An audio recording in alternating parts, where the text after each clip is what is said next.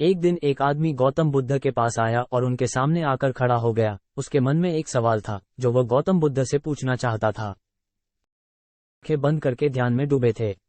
व्यक्ति स्पष्ट रूप से परेशान था और बुद्ध को यह मालूम था कि उसे अपने मार्ग को ढूंढने में मदद करने के लिए कुछ ज्ञान देना चाहिए। बुद्ध अपनी आंखें खोलते हुए उस व्यक्ति को देखते हुए बोले, मुझे बताओ। उन्होंने कहा, तुम क्या चाहते हो? व्यक्ति एक पल के लिए हिचक जाता है, फिर जवाब देता है, मैं सत्य चाहता हूँ। उसने कहा, मुझे जानना है कि क्या ईश्वर वास्तव में मौजूद है और क्या मैं सही तरीके से अपने जीवन को जी रहा हूँ।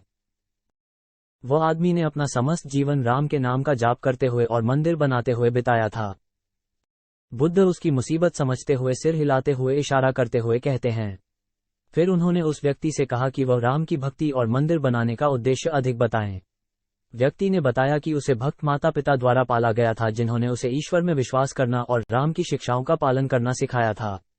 उसने राम के नाम का जाप करते हुए उसकी महिमा में मंदिर बनाए थे, उम्मीद करते हुए कि ये कार्य उसे परमात्मा के करीब ले जाएंगे और उसे आध्यात्मिक उन्नति प्राप्त करने में मदद करेंगे। बुद्ध ध्यान से सुनते हुए हाँ में सिर हिलाते हुए बोले।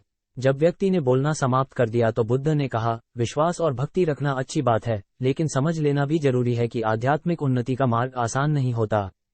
इसमें अनुशासन, समर्पण और दुनियावी चीजों से आसक्तियों को छोड़ने की तैयारी की आवश्यकता होती है।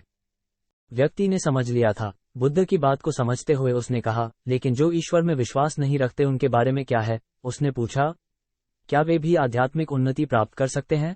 बुद्ध मुस्कुराए। बेशक, उन्होंने कहा, आध्यात्मिक उन्नति केवल एक विशेष देवता में विश्वास रखने वालों या किसी विशेष धर्म का अनुसरण करने वालों के लिए नहीं है।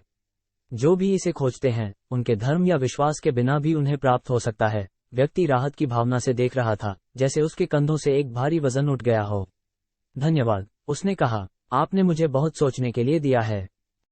वो व्यक्ति जो गौतम बुद्ध के पास आया वो उनका शिष्य नहीं था, बल्कि सत्य की तलाश में था। वो ईश्वर की अवधारणा से बहुत समय से जूझ रहा था और सुना था कि बुद्ध के पास वह उत्तर प्राप्त कर सकता है। बुद्ध धैर्य से सुनते रहे जबकि व्यक्ति अपना प्रश्न पेश करता रहा। जब उसने अपनी बात पूरी कर दी तो बुद्ध ने स्पष्ट और संक्षेप में नहीं का उत्तर दिया। व्यक्ति इस उत्तर की सरलता से हैरान रह गया। उसे एक दर्शनात्मक विवाद के स्वरूप में ईश्वर के स्वभाव के बारे में कुछ दार्शनिक तर्क की उम्मीद थी, लेकिन बुद्ध का उत्तर सीधा और स्पष्ट था। बुद्ध के शब्दों को सोचते हुए उस व्यक्ति को एक आराम की भावना महसूस हुई। वर्षों से वो ईश्वर के विचार से जूझ रहा था, जो उसके प्रत्येक कदम की निगरानी करता हुआ था। लेकिन अब उसे यह मालूम हो गया कि वह अपने जीवन को अपनी मर्जी से जी सकता है, धर्म और भय के बिना। बुद्ध के उत्तर ने उनके शिष्यों पर भी गहरा प्रभाव डाला, जो हजारों साल से एक ही प्रश्न से जूझ रहे थे। वे धर्मग्रंथों और दर्शन शास्त्रों में उत्तर की तलाश में थे, लेकिन बुद्ध का सीधा जवाब उन्हें एक स्पष्टता और दिशा की भावना दिलाए। बुद्ध के उपदेश दुनिया भर में फैले, असंख्य व्यक्तियों पर असर डाले और इतिहास के रास्ते को आकार देने में मदद करे। और हालांकि भगवान के अस्तित्व के सवाल का विवाद जारी रहता था, बुद्ध का उत्तर उन लोगों के लिए एक प्रकाश का बतकरा बना जो बोधिसत्वता के लिए अपना रास्ता खोजने की इच्छा रखते थे।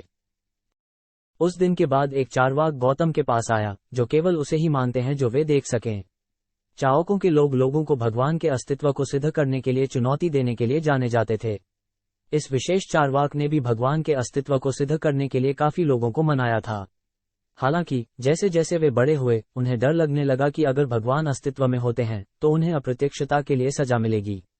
उन्होंने गौतम से पूछा कि क्या भगवान वास्तव में मौजूद हैं।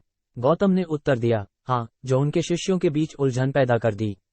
सुबह जब गौतम ने कहा था कि भगवान नहीं है, तब उनके शिष्य खुश थे, लेकिन अब वह उनका उल्टा कह रहे थे। गौतम का उद्देश्य उनके विश्वासों को चुनौती देना था और उन्हें वास्तविकता की तलाश करने के लिए प्रोत्साहित करना था, बिना विश्वास की सीमाओं के।